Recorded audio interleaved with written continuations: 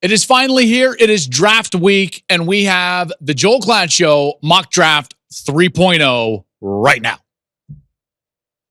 College football has never been better. Interest has never been higher. I believe that we are at the dawn of the golden age of college football. It was an epic day of college football. It was one of those days where you fall in love with the sport all over again.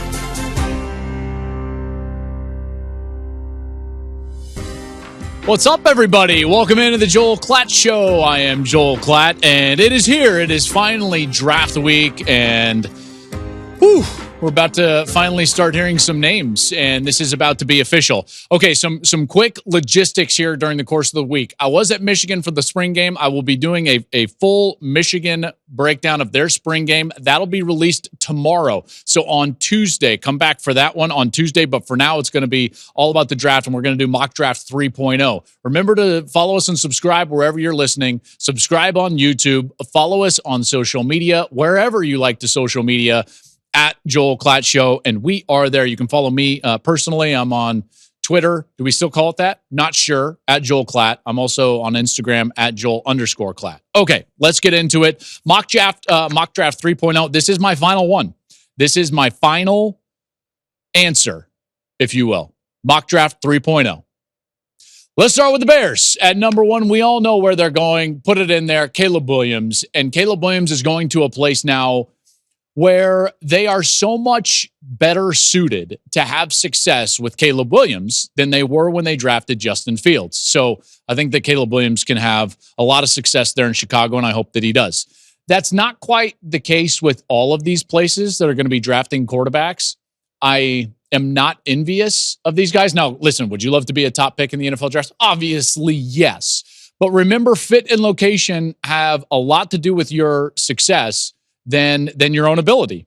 I think that we could see that in spades last year with Bryce Young. Carolina was in no position to succeed around Bryce Young, and look what happened. And by the way, look to the foreseeable future there. I don't exactly know what their answers are around Bryce Young. So we get into these areas where there are questions around the quarterback position. Bears, I think they're set up pretty well for Caleb Williams to succeed. Then you go to Washington. What is it going to be? I've been hearing a lot of things about Washington, and I personally would draft Jake Maye. He's got the higher upside.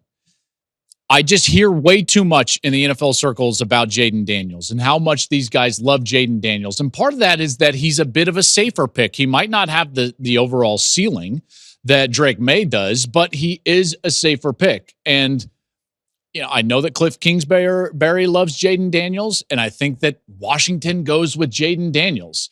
He's obviously got the ability to run, and that's going to be a huge feather in his cap because defenses and defensive coordinators hate seeing that. It's the one thing that they cannot stand. He obviously throws the ball well, and that's the thing. He's not just a runner. He throws the ball beautifully from the pocket, outside of the pocket. He reads defenses. He's very smart. He's mature. He's got arm strength. He's got it all. Love Jayden Daniels, and I think Washington takes Jayden Daniels at number 2. At number 3 with New England. Now, this is what's interesting is I think New England, depending on how much they love J.J. McCarthy, they could be willing to deal this pick. And I think that that's an interesting little, insight there. Now, if they stay pat, see what I did there? I think it's Drake Maye. Drake Maye, for me, again, he's got a ridiculously high ceiling. Now, of all the places to draft quarterbacks, New England, I would say, has the least around the young quarterback to succeed early in his career. I don't know what they're doing on the offensive line. They don't seem to have a ton of weapons. So this might not be the most advantageous place to go for one of these guys, but still, you would want to get drafted as high as you possibly can, and I think it's Drake Maye. Again, Drake Maye, high ceiling. When you watch his tape, I understand some of the criticism. And does he play loosely at times? Yes. I believe that's because he's hyper competitive. He had a team around him that wasn't the best, and he was trying to do everything in his power to win. This guy has all the tools that you would possibly need to succeed at the next level, and I hope that he does. That leaves Arizona. And now we start thinking about, okay, when are the trades coming? Because at this point, the 3 quarterbacks are gone, which creates urgency for J.J. McCarthy. Now, Arizona doesn't have to move because the player that they need and want is there, and that's Marvin Harrison Jr. I think that they sit in that spot at number 4, and they take Marvin Harrison Jr. He, to me, in so many ways, is outside of Caleb Williams, the best player available in the draft. He's so good, in particular on third downs. His body control, his ability to get open. He's a hard worker.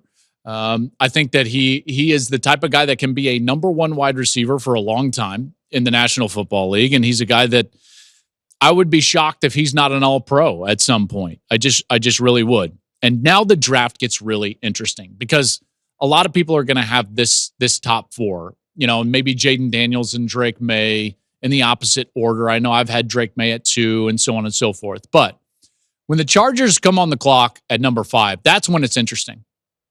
Let me just paint the scenario really quickly. Minnesota is calling. Maybe Vegas is calling.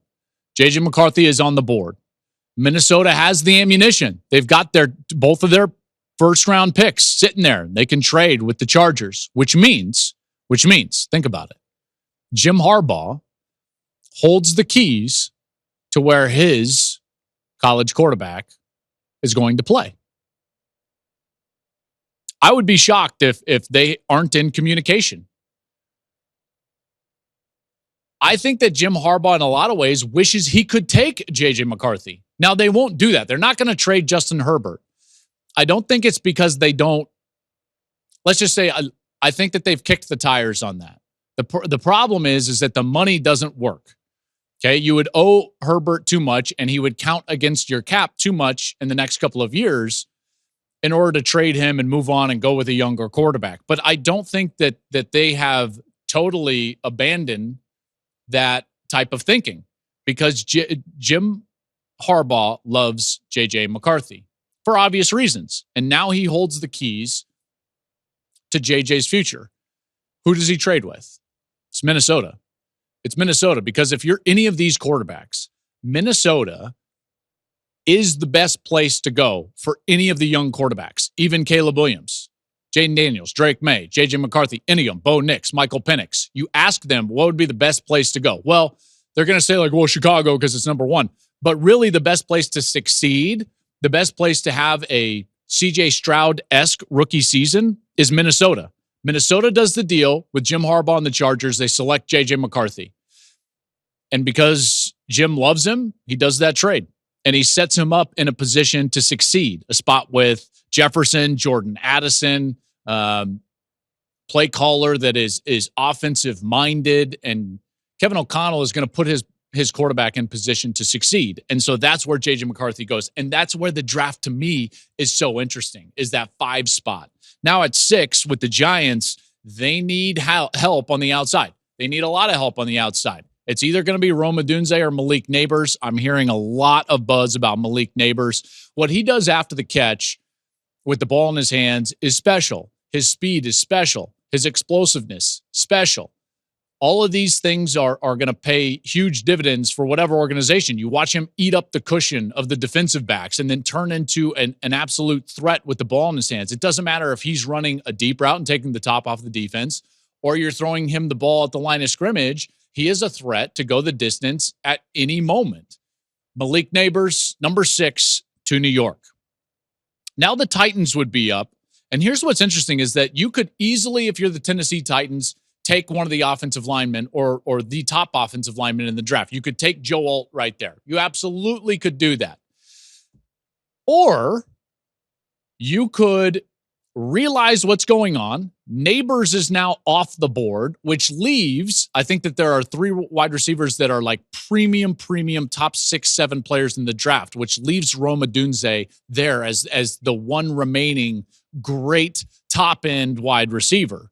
So now there's going to be some push for like, hey, if we really love Rome, we better go get him. And there's a team that's just a couple of picks later that might be thinking to themselves, you know what? We might need to go up there and grab this pick. Just a few spots. And so the New York Jets trade with the Titans, and they go up to number 7 to select Rome Odunze.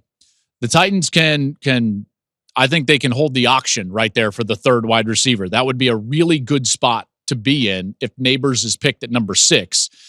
And the Jets can go all in for Aaron Rodgers. So now they would have Garrett Wilson, they would have Rome Odunze, and that's a pairing that I really like, and I'm sure Aaron Rodgers would really like as well. Now at number 8, Atlanta, I think this is the first time that you start thinking about a defensive player. That defensive player, this is an easy one. They need help on the edge, getting to the quarterback, Dallas Turner. This one, I would be really surprised if this is not the pick. The Falcons taking Dallas Turner. Now Chicago is up at number 9. What a draft this would be if Chicago could sit there and get Caleb Williams at the top of the draft and then watch as the Titans leverage the 7th pick in order to make the Jets move up for the third wide receiver. And now all of a sudden, the Bears in this scenario are sitting there and guess what? Guess who hasn't been taken? Top offensive lineman in the draft, Joel. So you're telling me the Bears could sit there and in the top 10 get Caleb Williams and Joe Alt? That would be a massive first round for the Bears. They took right tackle Darnell Wright in the first round last year. That would be great bookends for the foreseeable future. Young players, staple players, foundational players. And this is why I keep talking about Caleb being in a better position to succeed early in his career than Justin Fields was, because there's just better pieces around Caleb Williams in Chicago. And I think that would be a widely acclaimed draft, a really good one for the Bears. The Titans, now they would only do that pick if they were confident that they could still get the help on the offensive line that they needed. And I believe that there is that player in Olu Fashanu. They can move back, still get a left tackle, a guy with a lot of upside, smart, tough. He's going to get better and better in the run game. He's already athletic enough to really dominate in pass protection. So I like Olu Fashanu to the Titans there, who moved back from 7 with a trade with the Jets to number 10. Now 11 pops up, and guess who's sitting there? Now it's Jim Harbaugh at 11. And why can he move back? Because the player that he covets, the player that he likes, and the position group that he covets is still available. And he picked up an extra pick here in the 20s in the first round, so he can not only go Brock Bowers right here as a tight end, but now he can sit here and still take an offensive lineman, because that position is very deep during the course of this first round. And so he's going to get Brock Bowers and some offensive linemen later. But Bowers is prototypical for a Jim Harbaugh offense. Everyone's talking about, well, they need a wide receiver. They need a wide receiver. It's a perfect position for a wide receiver. Jim Harbaugh has never prioritized wide receiver. That doesn't mean he hasn't had good ones, but he hasn't prioritized that. He inherited a couple in San Francisco, but what has he prioritized? Tight ends. Why does he prioritize tight ends? Because he wants to run offense out of 12 personnel, 1 back, 2 tight ends. He wants to because that puts pressure on the defense. You can be in a spread set and throw the ball, or you can get big and run those extra gap run schemes that he loves to run. Counter, gap, pin and pull, all these things that he likes to do. And I think Bowers is, by the way, an underrated run blocker, even though I don't think you're just going to sit him in there just to be a run blocker, but he can own the middle of the field. You know how I feel about players in the passing game that can own the middle of the field. You don't generally win a Super Bowl unless you have that style of player, i.e. in the last 8 years, Gronk, Cooper Kupp, Travis Kelce. Bowers is that type of a guy. And I think Harbaugh loves Brock Bowers. So I've got him at 11, which leaves Denver at 12. Denver has to get a quarterback. I believe that they value Bo Nix. Now, I think Denver is going to desperately try to trade down in this position, because I think in their mind they can get Bo Nix later. The problem is there's not really a player, when you're mocking this out, that you would sit there and say someone has to move to 12 to get. There's just not that guy. You got the best edge rusher off the table. You got the best wide receivers, now the best tight end. You're not going up there for a running back, obviously. I don't think the corners are of that value. So it's like, who senses the urgency that they've got to jump to 12 to make that pick? I don't think that there is that team, which means that Denver is going to take the guy that they target. Now, is this maybe an overdraft of Bo Nix? Yeah, it might be, but this is the right fit for Bo Nix. And there's got to be more attention paid to fit for the quarterbacks than just best player available. I think Sean Payton's offense is perfect for Bo Nix. Perfect for him. He wants a point guard out there, a guy that wants 5 free releases, can protect himself with his mind, is accurate, can get the ball out quickly. He doesn't want a Russell Wilson style who wants to create and hold the ball and throw it way downfield. I think Bo Nix, in a lot of ways, is a version of Drew Brees. He might not be as polished a passer coming out of college that Brees was out of Purdue, but Nix is a similar style in terms of their cerebral nature and their point guard nature and their ability to distribute the football.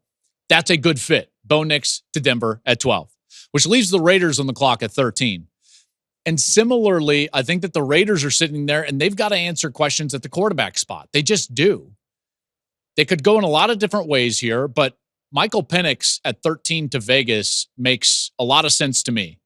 He is one of the most polarizing players in the draft. I don't know why, though. This guy was asked to do at Washington exactly what he's going to do in the National Football League. You don't have to project.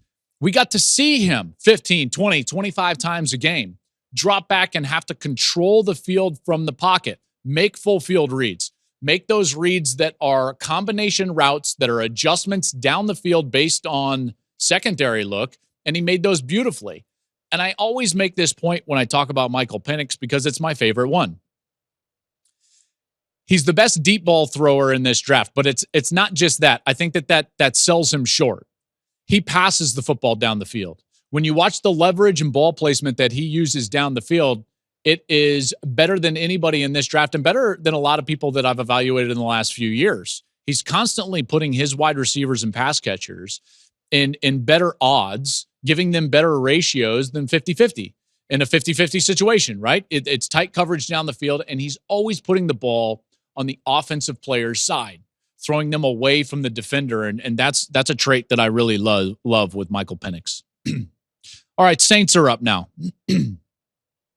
Taliese Fuaga fits here for me. I think that they could go in a lot of different directions. He played right tackle. Their right tackle, Ryan Ramczyk, not recovering well from that knee surgery. There are concerns about his ability to play this year. So to me, this makes some sense. Fuaga at 14 to the Saints.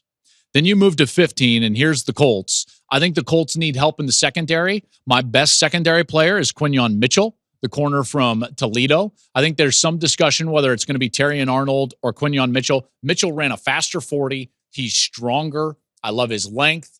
I'm not scared off by the fact that he played at Toledo because I'm watching Sauce Gardner blossom into the best corner in the league, and he played at a lower level. So to me, the Toledo thing is not an excuse, and I've got Quinyon Mitchell right there to the Colts.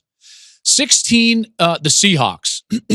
Mike Macdonald, new head coach of the Seahawks. What is he going to want to do? He's going to want to implement his strategy, his defensive philosophy. What does he need? A run wall. It starts with a run wall. It starts with defensive tackles. Byron Murphy is right there, the Texas defensive tackle. And Byron Murphy, to me, is a great fit in Seattle for Mike Macdonald. It fits what he wants to do from a philosophy standpoint. He can really lean in to what that defense is, which is build a run wall, create hybrid players and hard edges on the outside, hybrid second level and middle of the field players, guys like Mike Sainristil and Junior Colson from Michigan. Those are the type of people that they want, and Byron Murphy starts that. There's an old adage that you build a defense front to back and inside out. Well, if you're starting to build a defense, Byron Murphy is a great piece right there, a foundational piece in the interior. Jaguars are up at 17. I think corner is a good spot. So let's say Colts went Terrion Arnold. They could take Quinyon Mitchell, but if Terrion Arnold's on the board, that's a terrific spot for Terrion Arnold. He can solidify that secondary. I really love his story. He was recruited by a lot of people as a safety. Nick Saban knew he was going to play him as a corner, redshirted, then was a freshman All-American his redshirt freshman year, then was an All-American last year and a real ball hawk. And he doesn't have a ton of experience, which to me means that he's got tremendous upside. I wish he would have run faster at the combine, but I love his game. He's aggressive. You know he's coached well. Terrion Arnold to the Jaguars right there at 17. Now the Bengals are up. I think that this is an interesting spot for the Bengals because it's a deep draft at wide receiver, and they need some insurance as it relates to T. Higgins, right? So I like Brian Thomas from LSU. We're just running back the whole LSU thing. We're just going to from Tigers to Bengals. You know, we got all these guys and another LSU Tiger up there with Joe Burrow. I like this pick a lot. Brian Thomas is a heck of a player.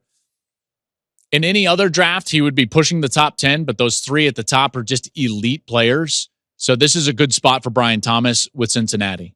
Rams, they're going to be sitting there and they're going to look at this draft and they're going to think to themselves like, man, we can get our second best edge player in the draft. How about Jared Verse there to the Rams? To me, that makes a lot of sense. I love his production. Okay, Jared Verse, he's a really good player. He has produced at a high level. And to me, that says everything. You got to have that production. I love his quickness, his strength, and the fact that he plays hard on every down. You see him go hard against the run. You see him go hard when he's trying to get to the passer. At number 20, Steelers. This one was a little bit harder for me because I'm like, you know, what are the Steelers really going to do with Russell Wilson and Justin Fields? What does this look like?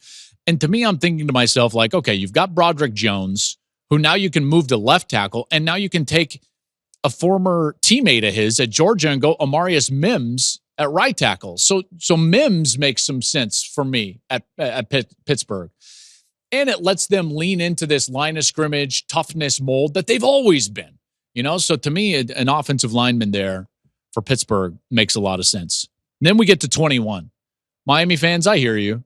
You're all over me. Michael Penix. I thought Michael Penix in Miami would have been fantastic. And until Tua actually got a contract, I mean, I was open to the idea. You were having none of it, though. Oh, yeah. The Tua folks, they were having none of it. None of it. Tua was fantastic last year. He really was. Now, Penix is a better deep ball thrower than Tua. I don't really care what you say. That's absolutely the truth. You can just watch the film. Having said that, though, Tua is going to be their quarterback moving forward. And they've made that abundantly clear, and good for them. If they feel like they've found that guy, then go protect him. How do you protect him? You protect him in particular at his stature by keeping people out of his lap. You do that by drafting in the interior of the offensive line. So this is about Tua. Draft Jackson Powers Johnson from Oregon. I love him in the interior, and I think that would be a good pick to help Tua not only stay healthy, but keep people out of his face. So he can build on a year in which he was one of the better quarterbacks in all of the National Football League. He certainly put up the numbers to suggest that he is one of those guys. Now, I don't think he's going to get a Burrow contract. I don't think any of us believe that he's going to get a Burrow contract. But having said that, if he is going to get a contract, you better protect him. And I think Jackson Powers Johnson is a good pick right there. Eagles, you know, you could go interior offensive line, and I think that that's pretty obvious. You could also go corner here. Nate Wiggins is, I think, a good selection here. Nate Wiggins from Clemson. I've got going to Philadelphia at 22, and that leaves the Chargers on the clock with now their second pick. So they trade down, they get 11, and I told you they're going tight end Brock Bowers. So they can get what I think Jim Harbaugh will value as maybe his best tight end, and he can get Brock Bowers at 11. Now he can pick here at 23, and there's a number of quality offensive linemen that he can add to that front so that he can do what? Create more gaps, run a football team in his image. If we think Jim Harbaugh is going to all of a sudden transition and win a different way, he has won the exact same way everywhere he's been. University of San Diego, Stanford, the San Francisco 49ers, and Michigan. It's not changing. It is not changing. He told me a story about his philosophy, and Gus and I were sitting there, and we were talking about his philosophy, and Gus just said, like, well, where does this come from? Where does this come from? And he says, well, if you ask my dad, he would say, when you finally bury me, I want a diagram of the power play on my tombstone. That's how deeply they care about the physical nature of how to run the football. They will do that with the Chargers. Make no mistake about it. And I think Herbert will flourish with that system. Almost every quarterback he's had has been able to flourish because of that commitment to being tough up front, adding extra gaps to the run game. So this is offensive line for me. You get Bowers at tight end, and now you've got J.C. Latham from Alabama after that trade with the Vikings. And so Bowers and Latham, I love that. I love that. Now, if you're thinking to yourself, like, why not just take Mike Sainristil and Zach Zenter? I think he might want to do that as well. I think Jim's hardest point about this draft is going to be not taking Michigan players that undoubtedly he's going to overvalue as it relates to the rest of the draft. But that'll be interesting, more so on day 3. Number 20, what are we at? 24 here. Dallas Cowboys. Here we go, Cowboys. Cowboys could do a lot of things, but I think that they need flexibility up front. They got to protect Dak Prescott. There's a lot of these offensive linemen. Troy Fauntanu from Washington, I like him a lot. When you talk to people up around that organization, that program, I should say, in Washington, they'll talk about Rome Odunze. They'll talk about Troy Fauntanu and what these two guys have meant to the program. In fact, I know I was talking with Brock, and Brock Heward talks about Troy glowingly, said he's one of his favorite Washington Huskies that he's ever seen wear that uniform. And for a former Husky who has seen a lot of the Huskies, that's really high praise. And so to me, that would be a solid pick for the Dallas Cowboys. Packers. They could go interior offensive line here. Again, we're getting this run on offensive linemen. You got Latham to the Chargers, Fauntanu to the Cowboys, and then how about Graham Barton from Duke? Interior offensive line. He could go to the Packers right there, help continue to solidify the interior of their offensive line. I like Graham a lot. I think Graham, who's got some center in his background and can go back there and play, but he can play all 3 interior positions, either guard and center. So from that standpoint, I like this pick. Bucks now can go edge because I've only taken 2 edge rushers so far in this mock. And now all of a sudden, Chop Robinson is still available. Now, they could go Laiatu Latu from UCLA. There's going to be some questions about his neck injury history. So if they had their pick, I think they would go Chop Robinson from Penn State here. I've got Chop Robinson going to Tampa Bay. This guy's first step, his quickness, it's elite. It is elite. Everyone talks about the Michigan game that they played and like, wow, Michigan ran the ball 32 straight times. Oh, wow. The reason they did that was Chop Robinson. No other reason. They were not going to be able to block him, in particular at home. It gets loud, and this guy times up the snap cadence, and he is fast, and he is explosive, and he creates problems in the backfield. Manny Diaz's defense for Penn State, and I know Diaz has moved on, but Manny's defense really has its origins back in the Mickey Andrews Florida State defenses of the 90s and even prior to that. Aggressive, athletic, up the field, gap penetration. And Chop does that really well. So that would be the type of player that the Buccaneers were getting there. 27, Cardinals. Marvin Harrison up at the top of the draft. And now if Chop is gone, they could also go edge, and a guy that I think in this spot, only because of that neck injury that I was mentioning, this is a steal. Laiatu Latu from UCLA. Again, there's going to be questions. If you don't know, he had a neck injury in practice at Washington early in his career and medically retired from the sport and thought he was never going to play again. Was a student assistant coach the next year, then got a second opinion from the same surgeon that fixed Peyton Manning's neck and got a second lease on his football life. His position coach at Washington had moved to UCLA, so he found a new home with the Bruins, and then he was a monster. You talk about production. This guy was fantastic for the Bruins, and a big reason why they were so much better over the last couple of years with Chip Kelly. They were good at the offensive line. They were good on the defensive line, and a lot of that was Laiatu Latu. Quick, he's athletic, he's long, and he's got great instincts. And just for his story, I hope that this is the case, that he continues to stay in the first round, even with that neck injury history. At 28, the Bills could easily go wide receiver here, but there's a guy that I really love who's disruptive on the inside of the interior defensive line. How about Jer'Zhan Newton from Illinois? I think he's the second best interior defensive lineman. A lot of production from the interior defensive line. He is mean and nasty and can get upfield, and I really like his game. Really like his game. They just tried to sign Eric Armstead when he was released by the 49ers, but they missed out. So this is a good chance to solidify the interior of that defensive line. At 29, the Lions. Man, by the way, can we just stop and pause? How crazy is it to see the Lions pick this late in the draft? Right? Look, for years, they were a mainstay in the top 6, and here they are at 29. And now I looked at their draft last year. Big Ten heavy, Midwest heavy, guys that just produce, right? And I'm like, who's in that mold?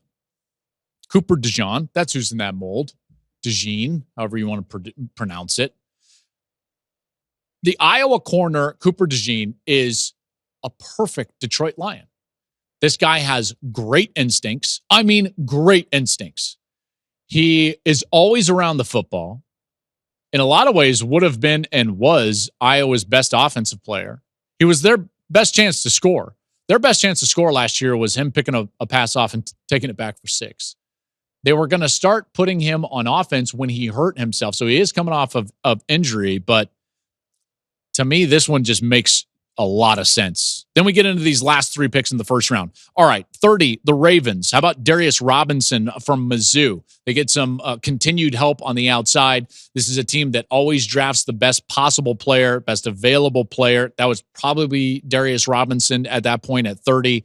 At 31, the 49ers, you look at what they need to do. They need to line up with Kansas City and stop Patrick Mahomes. How do you do that? You continue to get hybrid nickel safety type defensive backs, and Kool-Aid McKinstry could be that type. Now, he's a great corner. You can play him outside, certainly, but early in his career, I don't think putting him in the slot is out of the question. And then the last pick of the first round, and after everything that's happened this offseason, the Chiefs knew that they wanted to solidify the wide receiver position, right? They needed to do that. I couldn't believe that they won the Super Bowl with the wide receiver group that they had. Hollywood Brown in the offseason, he's a take the top off the defense type of guy, but I still think that they need more of a number one. Rashee Rice is not going to be available or probably not going to be available with everything that's going on with him in the offseason. So they need a number one. How about Adonai Mitchell from Texas? I like his game a lot. I think he can be a number one. Good story. He played a lot of different places in high school and transferred, obviously from Georgia to Texas. People don't realize he transferred to Texas just to be around his daughter. Won a couple of championships at Georgia, transferred to be closer to his daughter who's in Houston. So that's why he was at the University of Texas. Really love his game. And I think he can blossom into a real true number one. And there it is. Mock 3.0 is finished. Thanks for checking that out. Remember, I'll be back tomorrow with my recap of the Michigan spring game, so come back and check out that episode of the Joel Klatt Show. I will continue to keep you guys updated on social for everything coming out prior to the draft. At Joel Klatt Show is where you keep up with us on social media. Make sure to subscribe and follow us wherever you're listening to your podcast, as well as on YouTube. Make a comment. I like to jump in those comments whenever I get a chance, and so I'll try to do that this week. Enjoy the draft, everybody. Tune into the NFL Network. I will be there with Daniel Jeremiah, Charles Davis, and Rich Eisen on the NFL Network, Night 1 and Night 2. Enjoy your week, everybody.